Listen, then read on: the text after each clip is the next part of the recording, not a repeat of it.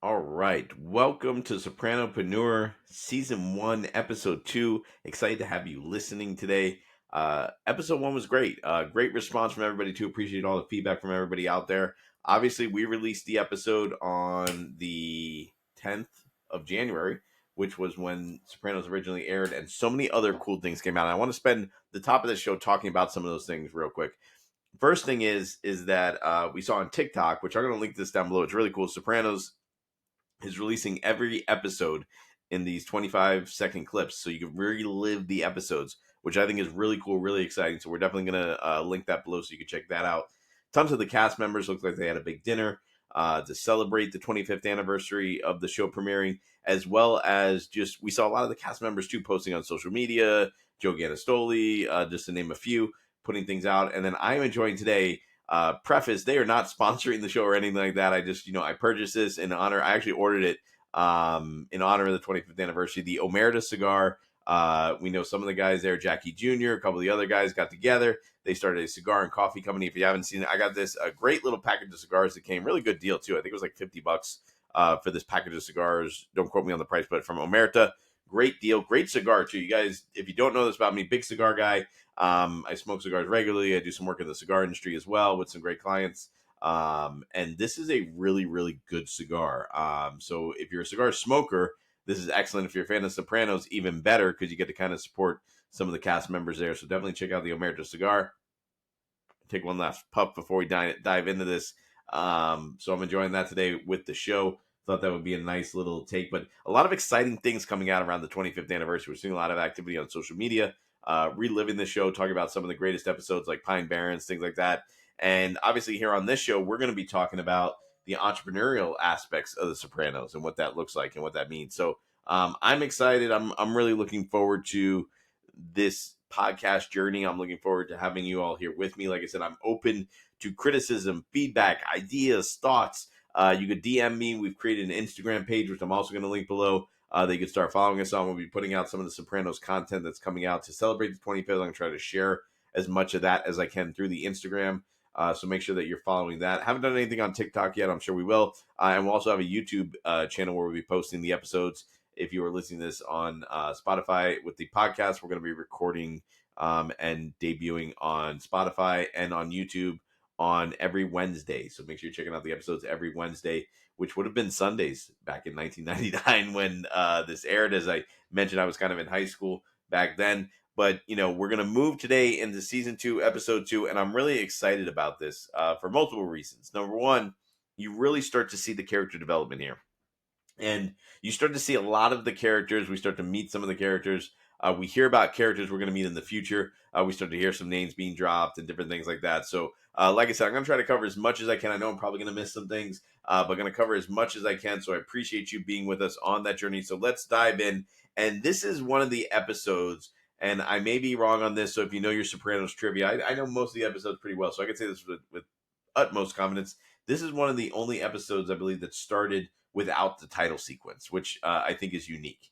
And there's a key concept here, and we kind of open up with something Tony talked about in the last episode, that he came in at the end, right? That he feels like he's coming into something at the end.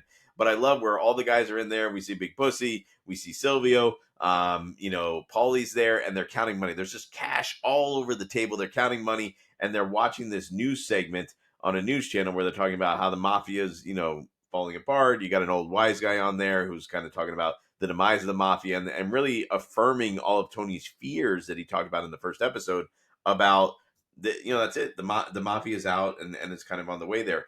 And if we look at this, I like this for a couple of reasons, because one of the themes we see throughout this episode is the idea of chasing success, right? And we're going to see Tony and how he's chasing success. We're going to see Junior and how he's chasing success. And then we're also going to see the young guys in Christopher and Brendan Falone and how they're chasing success and the different ways in which everyone's going about it, the different ways in which everyone's achieving it. I think the unique thing is Tony is really at a pinnacle of success that everybody wants. And we saw a little bit of this in the first episode. Junior is envious of Tony and his success, and we see this with wanting to do the Pussy Malanga hit at Artie Bucco's restaurant. We see this with Christopher, where he wants to be Tony. He wants to be made. He wants to get his button. He wants to be the successful guy. The successful guy that everybody wants to be is really not happy, which is interesting. We're going to delve into that a little bit. And then everybody kind of wants to be where he's at. And each one of these guys, too, Christopher's at a level of success that maybe Brendan would want to be at because of his closeness to Tony. Junior's at a level of success where maybe the seniority and things he's done. I don't know if Tony looks up to him. I'm gonna dial that one back a little bit because we'll also see that sort of play out. But we can see in this opening scene here that pulls out before the credits, and then obviously, the Godfather thing comes up here, and Tony asks Silvio to quote the famous line, just when I thought it was out, they pulled me back in. So there's this, that was the heyday, that the Godfather times was the heyday, but a lot of the things these guys have now, they probably wouldn't have been able to have in the Godfather day, when it comes to some of the different things and things that they're doing. So it's interesting how we see that. There's also kind of a lot of talk about how the world is changing and the changing of the mob, right? That's the whole thing that's being focused on in there. And they talk about what's the downfall of the current mob. So we talked about these guys, how they love the Godfather days, and especially Junior, you would see him at this point, but even I'd argue to say later, we'll see in later episodes. Once again, if you haven't watched the whole series, there are going to be some spoilers where Junior becomes dependent on, with Richie Aprile on drug money, right? He becomes dependent on it, but you can see in this episode, he's not a fan of it. Tony's not a fan of it. Christopher's really the only one sort of, delving into it. And it's sort of unsaid. Probably some of that money sitting on the table in the accounting is not just all from the mafia activity, if you will, but some of it could be from drug trafficking that they did. So we could see a lot of that there. But the TV show that they're watching talks about this guy, and there's a government witness or a rat. Nobody likes a rat, right? Or snitches. Snitches get stitches. And we hear him talking about that, that drugs are really the downfall of the mob, and we're going to see this with Christopher and Brendan play out. And then after that, we kind of, like I said, Silvio does the just when I thought I was out, they pulled me back in. And he kind of brings that whole thing in there. But these guys are at this pinnacle of success, and they're not even enjoying it. And when we look at entrepreneurship and we look at business, I've seen this a lot in business leaders that I've worked with. They're either not satisfied with success in a good way, meaning they hit these stages of success and they're like, all right, great. Maybe I made my first 100,000 or my first million, and then they look at what's next, right? In a positive way, because they want to keep growing and developing. And then we see a lot of people that sort of reach these levels of success and they get overwhelmed. Oh man, I've got this money, I made $1 million, but I really didn't take home as much as I thought, and I got all these headaches. But sometimes it's important to look at the entrepreneurial journey and say, man, I'm at somewhere someone wishes I would be. And it goes back to that title sequence again of Tony and his house and the things that he has. These are all levels of success that people are envious of him, but Tony's not really enjoying it. I mean, it's the whole reason he's in therapy, and we're going to see this throughout the episode. He's not enjoying his success at all. He knows he has it. He knows he has some of the trappings of it, but he's not really enjoying it. So I think as an entrepreneur, too, it's always important to question, like, how much are we enjoying our success, and are we enjoying what we're going to do? And then we see what's going to kind of be the theme of the episode here is going to be Chris and Brendan kind of robbing, if you will, that they're robbing the truck, right? And we know this is going to cause a lot of tension with Junior. It's going to cause a lot of tension with Tony because they shouldn't be doing it. But more importantly, it's kind of them trying to blaze their own path, right? We saw this in the first episode where Chris whacked the guy, and basically he shouldn't have done that. And we know it's something that he should have done. And Chris thought he was being aggressive and he should have been made, but it just ends up being a headache. And we're going to see too that hit is going to be something that comes back and haunts Christopher on and on and on. And the episode here, if I didn't mention it too, is called 46 and Long. And we're going to talk about why, or 46 Long actually. And we're going to talk about why this is going to come in at the end of the show and what that actually means. But it's going to have to do with Silvio and kind of robbing the trucks. But they're robbing these trucks, right? So it's him and Brendan, and they're trying to do it as a way to sort of make their mark or make their message. That's a key theme we're going to see throughout the show here. The second thing we see after that scene, we cut to a scene where AJ and Meadow and Tony and Carmela are all in the kitchen. They're eating breakfast. It's early in the morning. Tony, you could tell, kind of had a late night before, counting all his money in the strip club. And AJ is talking about how his science teacher's car got stolen. And Tony's first question is, what grade do you have in science? And it's funny because it's kind of the idea of, well, this guy could owe me a favor, right? So we know that's a big thing in the mafia. I may not need something now, but I'm going to need it later. That's a big thing in business too, right? How do we network and help other people and see what we need to do? So Tony's going to kind of reach out and he's going to help him find it, and he's going to help him be able to go and get it. And it's something that he's going to work on. And this is going to turn into a pivotal theme for not just Tony and AJ, but also Silvio and Big Pussy as well, and what they're going to kind of deal with and seeing missed opportunities, right? That's going to be another big theme that we're going to see here throughout this episode is missed opportunities. So once again, we're very early on, we're setting some themes, which once again are kind of key entrepreneurial concepts: not being happy with success, networking and seeing who are the people I could help, and missed opportunities, right? So very often we see in business, when we're building our business and we're doing these things, it's being happy in the success that we have. It's looking at who can we help to allow our business to grow. And then we're gonna see missed opportunities. We're gonna look at things and be like, man, why didn't I think of that? How many times have you walked into a business or you've gone somewhere and you'd be like, man, or you've seen a product and you'd be like, I thought of that. Yeah, but you never executed on it. You never went and did it. And Paulie and Big Pussy are going to deal with that. We're going to dig into that in a little bit. And one of the things we see too is, I talked about everybody not being happy with where they're at. One of the things we see, Chris and Tony are obviously very close. They're having a conversation, and Brendan is kind of vouching for. Chris is actually vouching for Brendan Falone, and Tony doesn't like him. After the truck robbery, he says he's a good kid. Tony says he doesn't like him because he's into the drugs, which goes back to the very first scene we saw where they talked about drugs being the downfall of the mob. And when you think about it, Tony is kind of mentoring Christopher. I think Christopher is looking for someone to mentor, and I think in some ways that's Brendan. And we're going to see this. Christopher is going to have a couple of mentors, and they're going to come to bite him in the ass a lot of times throughout The Sopranos. Chris is going to try to bring some young guy up, and for the most part, it's really just going to end up hurting them more than helping them because Chris isn't a good mentor. But in some ways, Tony isn't either, because we're going to see everything Christopher deals with his drug abuse and all the different things. We know the downfall, the tension that puts between him and Tony. That's going to be a big theme as we go along here.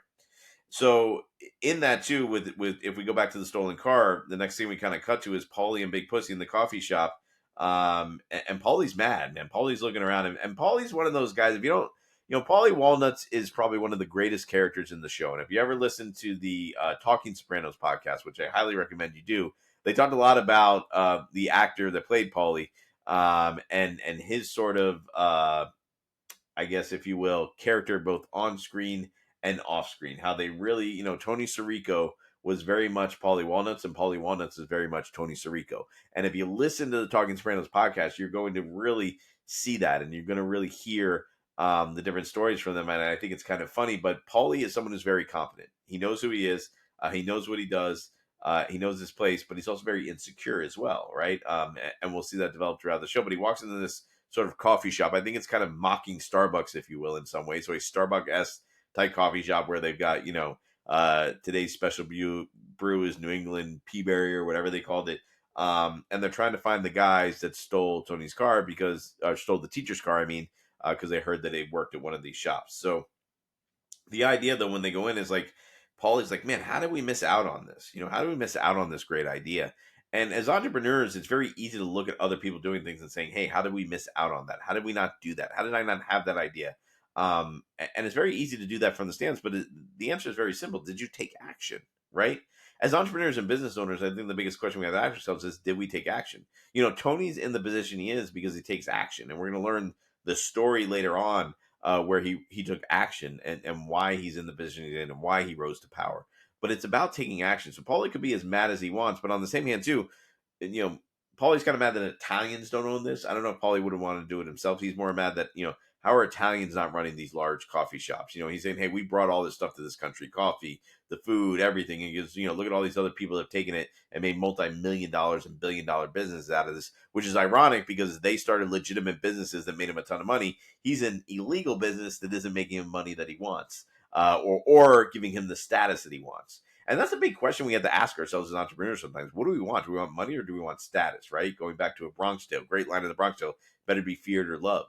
What do you want, though? Like, what do you want out of what you're doing? And I think when we start a business, if it's solely for financial reasons, that's okay. But that's sometimes going to be a harder path. We see a lot of businesses as entrepreneurs that succeed is because it's something that they're passionate about. So why Paulie may be upset, would he have been passionate about running a coffee shop? Could you picture Paulie Walnuts running or being the CEO of Starbucks, if you will, right? You just couldn't picture that. Or you couldn't even picture Tony Sirico being in that place. So while we may be mad sometimes that we're not where we want to be, the question is, A, would you have been able to take action there? Would you have been able to execute? And more importantly, did you build foundations in your life and your business to be able to make that happen? If you didn't, it's not something you could really be upset about, because if you didn't take that action, it's nothing you could do. So if you're, as an entrepreneur, maybe stuck or not where you want to be, you'd be upset like Paulie in the shop when you're seeing an entrepreneur or business owner doing something you want to do, or you'd be like, how do I take action to find either that thing that I could be that successful with, or how do I do what they're doing and duplicate it in a way that I know I'm going to enjoy it and grow? So you really kind of have to ask yourself that question. So we leave the coffee shop. Next thing we see Tony's back in therapy again, and he's meeting with Dr. Melfi. And he feels guilt that he's not making his mom happy. And this is a big concept here in the next couple of seasons, as well as in later seasons as well. The guilt that he feels directly from his mom, directly and indirectly, right? Because she definitely puts the pressure on us. I think sometimes in life and business, we have people that we think are critical of us that are not, and we maybe overdo it, if you will, in that criticism. I've talked about this on a previous show. I'm not a big fan of proving your haters wrong or things like that, but there's always going to be people that doubt you and question what you do, sometimes directly and some indirectly. We know there's some people that'll smile to your face but stab you in the back. And then we know there's some people they'll insult you in front of you and back of you, to the left of you and to the right of you. And they're going to doubt everything you do. It's about finding that balance in that messaging. It's about finding that balance in that communication.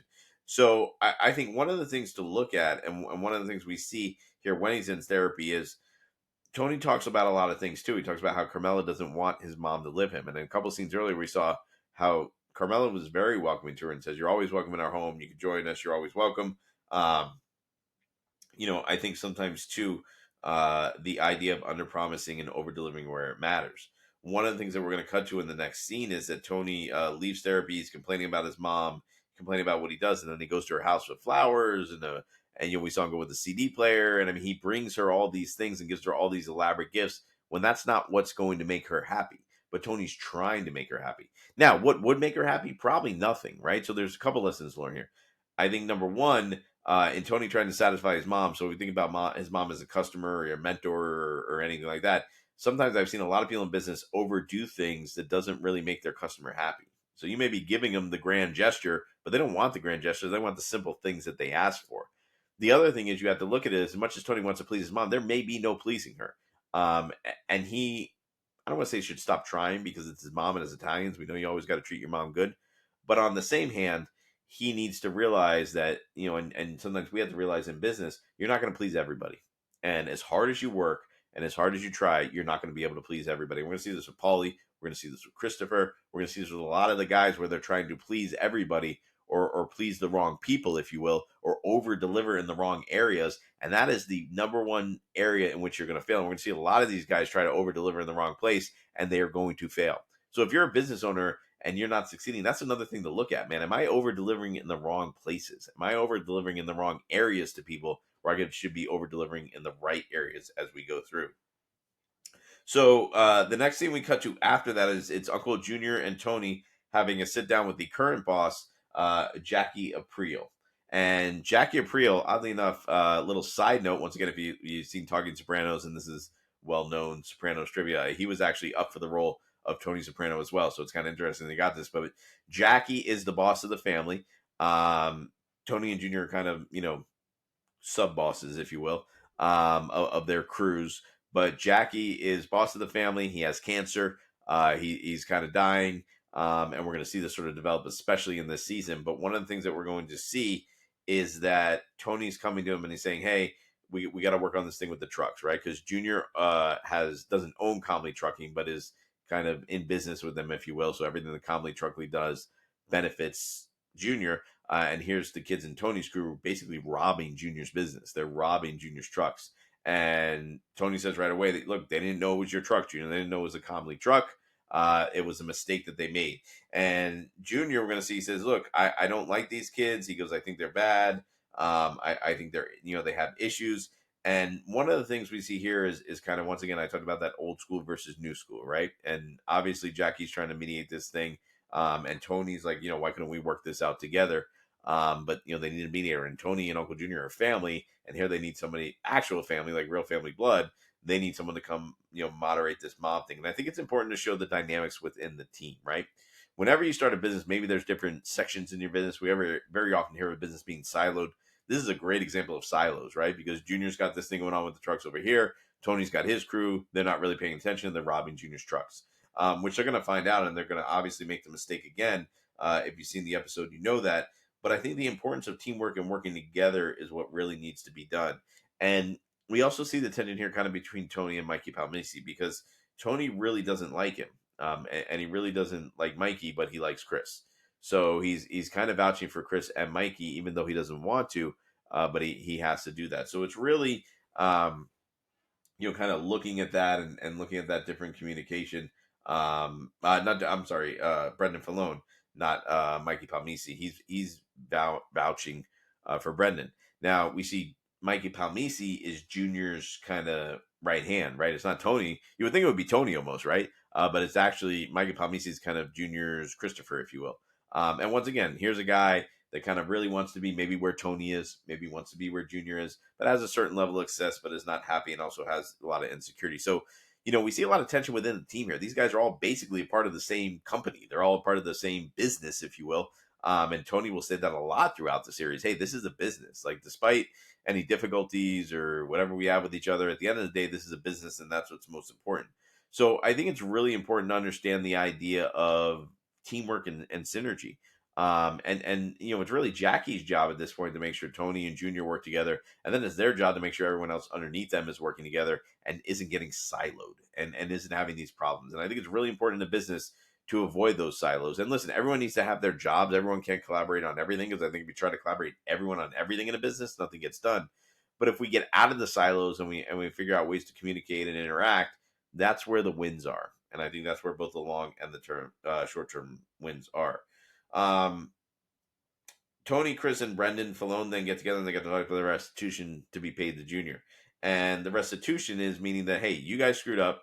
Whatever money you made from stealing the DVD players, and there was a previous scene where everyone at the Bada Bang, Pussy, Tony, Paulie, everybody was getting DVD players from the score. So even though they knew it was kind of Junior's truck, they all took a little taste from it, if you will. And the young kids felt like they were owed something for doing this. Like, hey, Tony, we did this. We're trying to do this to kick money up to you. You got a DVD player.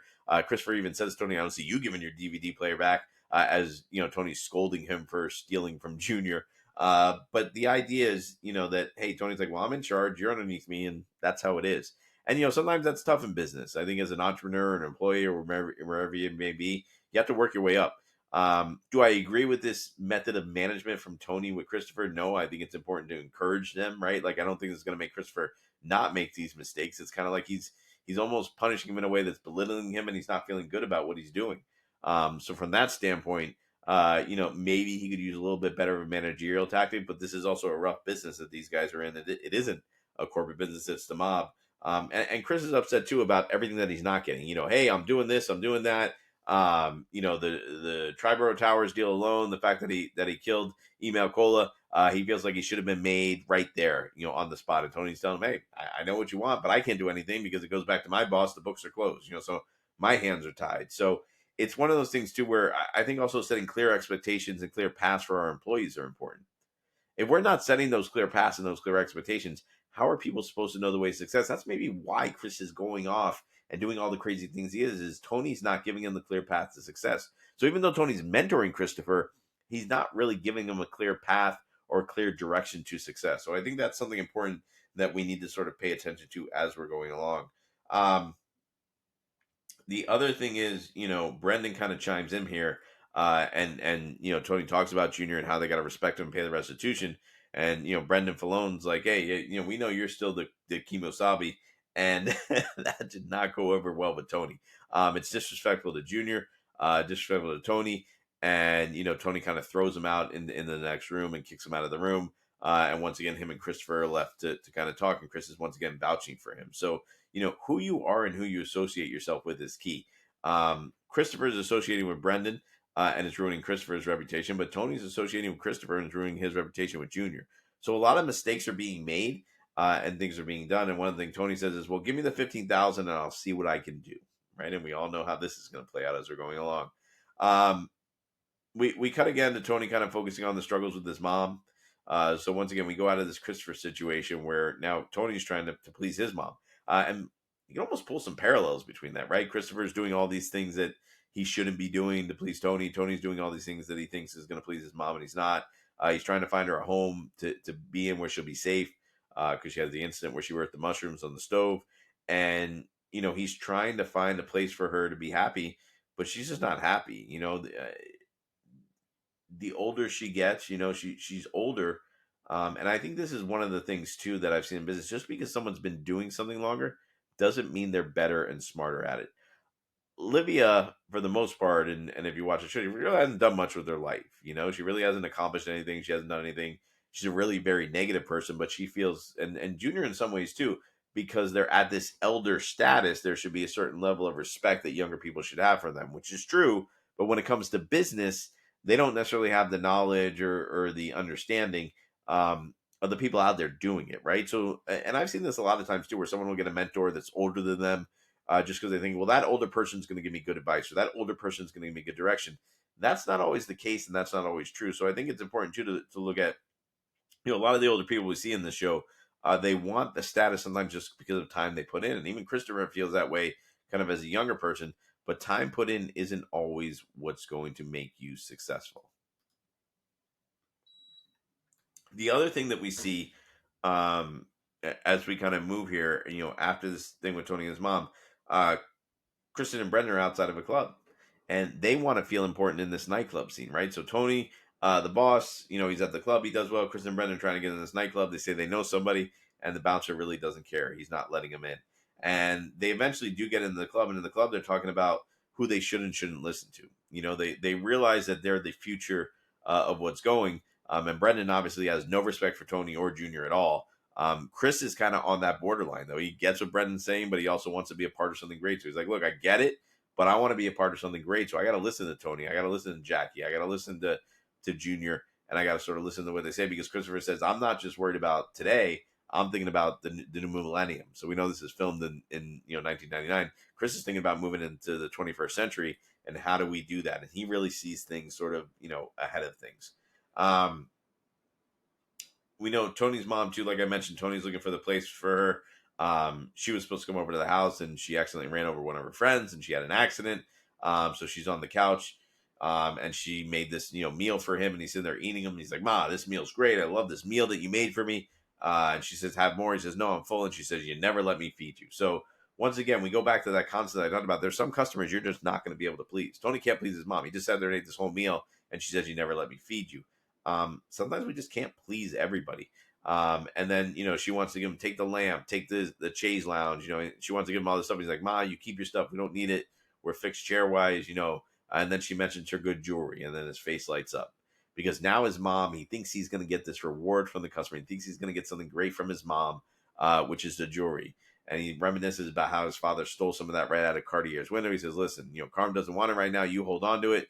You wear that to your grandchild's graduation. Keep the good jewelry. We don't want it. You're going to live for a long time." He's trying to encourage her because he knows that the jewelry is something important to the family.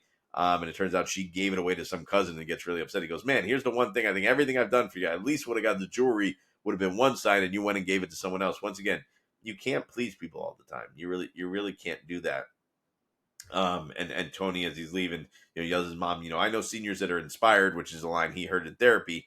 So he's getting the coaching and learning from these people, but he's not necessarily applying it in the right way, and he's trying to persuade his mom. But once again, there's no pleasing his mom. I just don't think it's something that he's going to be able to do. Um, so once again, Brendan and Chris have another opportunity to rob a truck, as we see. And this is where things get interesting, because Brendan goes to Chris's house, and he comes up to Chris's house and he says, "Hey, listen, like, there's a truck that we can rob." Now they know it's Junior's truck. They know it's something they shouldn't do because Tony told them not to do it. And Brendan's like, "Come on, let's go." And Chris is sitting on his porch smoking a cigarette, and he's like, "Look, man, I gotta respect the process. I'm not gonna go." And Brendan's upset. Obviously, he gives a very, really ridiculous answer. We should do this. We should stick it to Tony and everybody. But Chris says, "Listen, things don't work if we don't listen to leadership." Chris is saying, if we're, what's the part of being, Chris says, what's the purpose of being in a crew? What's the purpose of being in a family? What's the purpose of working towards being made if you're not going to respect the process? We might as well lead this whole thing. But if we're going to do that, we got to respect the process. And Brendan's like, "Look, fuck Tony." Like, he basically says that, and storms off and goes to rob the truck without Chris. So while Chris did a good thing here, we're going to see the problem, though, but he didn't act as a leader. And this is going to come out to play a key role here as we get to the end of the episode. Chris did not try to stop him either. He just decided, hey, that's it. I'm not going to go. And he really didn't provide a good leadership role in this particular situation. So one of the things that we see is Brendan then goes to rob the truck, and He gets two other guys who are not a part of the crew. Seems to be random guys that he just got to help out with this. And while they're trying to get the guy out of the truck, the one guy tries to drive the truck. He doesn't know how. He gets down. His gun falls out of his pants and accidentally kills the driver. And Brendan now knows he's in trouble. He's like, "Oh shit, what happened?" He goes, "Junior's going to be pissed. This is going to all go bad." He knows he made a huge mistake. So this is going to be a big issue. I'm going to talk about this in a second because we cut to a next scene where, he basically knows he's screwed. And Brendan knows he's screwed. And then we come to a scene of Tony checking his mom into the nursing home. Now, Tony, it's a beautiful nursing home. It's a beautiful place. It's, a retirement community, as Tony calls it.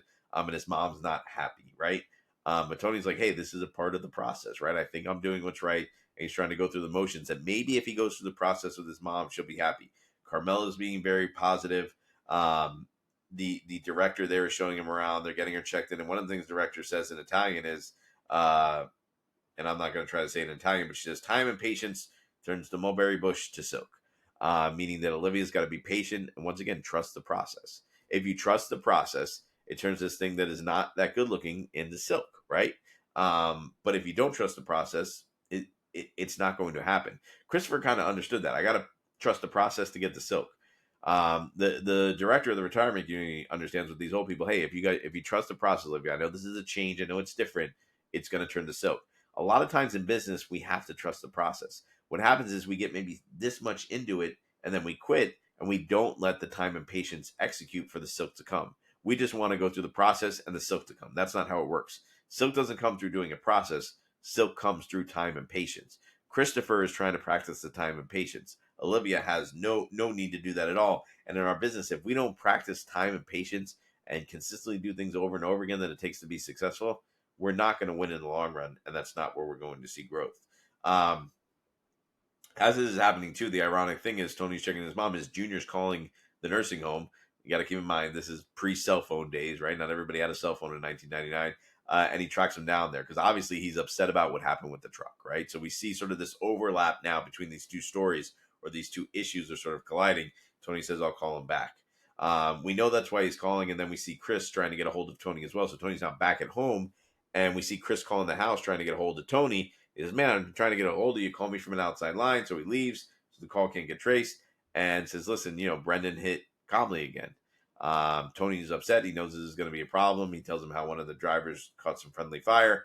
And then we see Tony go to where Chris and Brendan are. Now, the interesting thing here is, and we talk about mentorship, is even when they screw up, though, and I think this is kind of a funny story, lesson to learn, if you will. Chris goes to Tony because he's his mentor. Hey, look, I screwed up. I need help, right? And Brendan also went to Christopher because he's his mentor. Hey, I need help. Chain of command now is important to them, right? They didn't want to follow it when it meant following the rules, but when there was a problem, Brendan went to his boss, which is basically Chris, and Chris went to his boss, which is basically Tony, and says, man, how do we solve the problem? So I think if we're going to go to a boss, or we're going to go to our leadership, or we're going to blame leadership when things go wrong, and look for the help, we also have to listen to them when we want things to go right. And I think if you're a good leader in an organization, you learn how to communicate that so that in both ways, that people listen to you when things need to be done good and not just when there's a problem, right? And on the same hand, people aren't always coming to you with problems as well. They should be able to solve problems. Tony even says that to Christopher. He says, hey, Tony, I want you to know I didn't go with him on this. And Brendan says that's true. And then Tony turns to Chris, but did you try to stop him? What do we mean when we say leadership? It's the exact line that Tony says to Christopher. To be a leader, that means you stop people from doing the stupid things that are going to get us in trouble, right? And that's just not what Chris does. So he's not ready to be a leader yet. As much as he wants to be in Tony's position, we can see that he's not ready for that and that he's not able to do that. And once again, we see sort of the reason why the episode is called 46 and long, or 46 long, is they stole a bunch of suits, right? So this truck that caused all this issue was full of a bunch of suits, and 46 long is basically the size. So when they're there, Silvio's like, hey, would it be bad if this one, and this one, and this one didn't go back, but all the other ones did? That's the suit size, obviously, of Silvio is 46 long. So after this, we see, we cut to the scene 2 now where it looks like AJ's teacher got his car back. It's in the parking lot, but it's not the same car, right? It's painted different. The teacher opens it. It's not the same keys. AJ's all excited, though, because he feels like his dad's a hero. And there's a little bit of ignorance here on AJ's part. The teacher kind of knows what up, but AJ's like, hey, my dad's a hero. Look at what he did. And once again, I think this is Tony's effort, too, to show his kids that he's good. We're going to see, too, some things happen with Meadow later on, the desire to balance family and work, right? And we see him overlapping where Tony's maybe overcompensating. I don't think it's the best way that he could have done that, but it's balancing that work and family. AJ, like you said, he says he's his hero, but there really is that balance there, and I think that's important.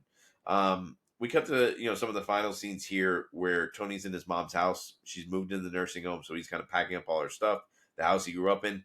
And one of the things we see throughout the show, we're only 2 episodes in, but obviously we've seen Tony's mom is not happy. I don't think we've even seen her smile yet. And you're going to see this throughout the show. She's not really someone who is happy. But as he's in the house and packing these up, he sees a picture of her alone where she's happy. They kind of start with that first picture where she doesn't have any kids. She's smoking a cigarette and she's happy. Then we see a picture of Tony, his dad. Tony and his mom, and she's smiling and she's happy. And then we see a picture of Tony, his mom, and his dad, and they're all happy. There's these stages in life too, and I think we all start out happy when we have less stress. And I think whatever phase of life we're in or whatever phase of business we're in, we think, man, I would be happier if I was here, or I'd be happier if I was here, or I'd be happier if I was here. But then sometimes you get to the point where you're looking back and you say, wait a second, I was really happy here. And I remember how happy I was here. And now I have all this stress and I'm not happy. How many times we hear businesses say, man, I wish it was like the good old days where it was just me and someone else knocking things out, It's important in business to enjoy each stage, right? Because as much as you want to be ahead of where you're at, and we see that with Christopher, we see that with Brendan, we see that with even Tony in a certain way and Junior, everybody wants to be in a different position to be where they're at, but they're also all looking back and talking about how great things were. I think we don't realize how good things are in the moment of where we're at, and we take that for granted sometimes, that we have to look back and say how good it was. Imagine how happy you could be as an entrepreneur or business owner if you were happy in the moment you're in and you enjoyed everything about the moment you're in, the struggles, the good, the bad, the ups, the downs, but you're trusting the process. You're letting time and patience turn it into silk. Imagine if you can enjoy those moments. And that's really what this scene is about, you don't want to look back at happiness. You want to learn to enjoy happiness in the moment. And that's important to do in life and business as you're going through and as you're doing things. Tony, too, we see why he's packing all this stuff up and going through his memories. We see him have another mild panic attack. Remember in the first episode, that's the whole reason he's in therapy, is having these panic attacks. And we see he's back in the office with Dr. Melfi talking about this, right? And she encourages him to kind of acknowledge his anger and acknowledge where he's at with things. And that really doesn't, lead to well because, he's saying the frustrations with his mom. She kind of starts pushing the idea that he's not happy with his mom or doesn't like his mom or doesn't love his mom. And he's like, no, I love my mom. Look at everything I do for her. But they're really true feelings. She's sort of getting these things out and everything is wrong with his mom. She's not good with technology. She can't take care of things on her own. She seems kind of helpless. It's frustrating him because he kind of remembers the mom of his childhood that in some ways I think he saw her like he saw her in those pictures, happy, maybe a little bit, jovial and sort of up there. And as Dr. Melfi starts to sort of push him on these issues, which I think in life, and in business, when people challenge us, sometimes we get really upset and he just walks out of therapy, walks away from the problem, which we know isn't going to solve it. And I think in business and in life, people are going to challenge us and people are going to push us. And you can either do one of two things. You can walk away from those people and not listen to them. And we're going to see this with Tony a lot. He's surrounded himself with a lot of yes men because as much as Christopher and everybody's kind of doing different things, a lot of the guys in this crew are there to say yes to him or give him the direction he wants. Silvio's kind of his consigliere. Silvio, Carmela, and I think Dr. Melfi are going to push Tony the most. But for the most part, everyone else around him is yesing him to death, right? You don't want to surround yourself with yes people. You want a good amount of people in your business and life that are also going to challenge you as well. But we see him walk out. And we see as much as Tony thinks he's dealt with this, so when he solved the problem, I'm not going to listen to her. He's in the club, and we have Georgie, who's one of the bouncers in the club, trying to make a phone call, trying to do something. And while he's not an old woman, he's actually a very big, like I said, the bouncer in the strip club. He's a big guy, probably, maybe Tony's age or a little bit older. He's not able to do it. And Tony just, all the frustration Tony's been feeling with Christopher and Brendan and Junior and Mikey Palmisi and his mom just comes out. And I think he sees all of this in this moment, with Georgie. And he just goes and he gets the phone and starts beating the crowd because Georgie's trying to make a call. It doesn't work. And I think this is one of the key and most important things, I think, is leadership.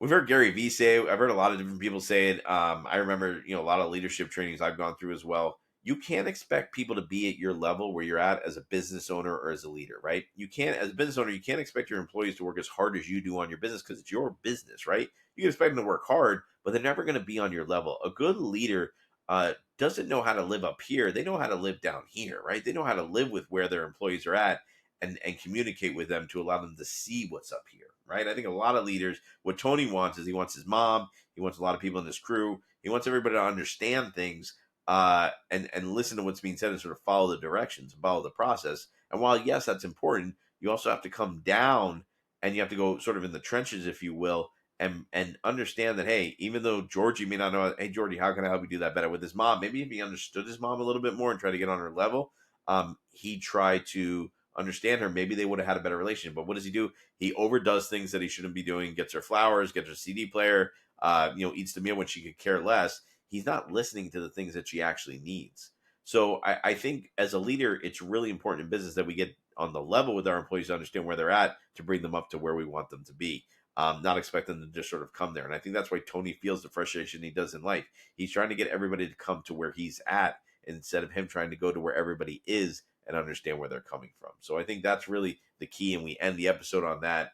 And just a great episode, right? So this is a great, you really start to feel the Sopranos ness of this. I mean, while season 1, episode 1, I think was a great pilot and set the stage for a lot of things, you really feel the rhythm of the show starting to come out here in this episode. I really enjoyed it. So I got my notes here too. Like I said, I will include those down in the comment, a link to those so you get those. I'm going to include a link to the Omerta cigars if you want to pick those up. Once again, I said they're not sponsoring the show. It's just a really great cigar. I wanted to support some of the Sopranos cast. I'll include a link to the Instagram.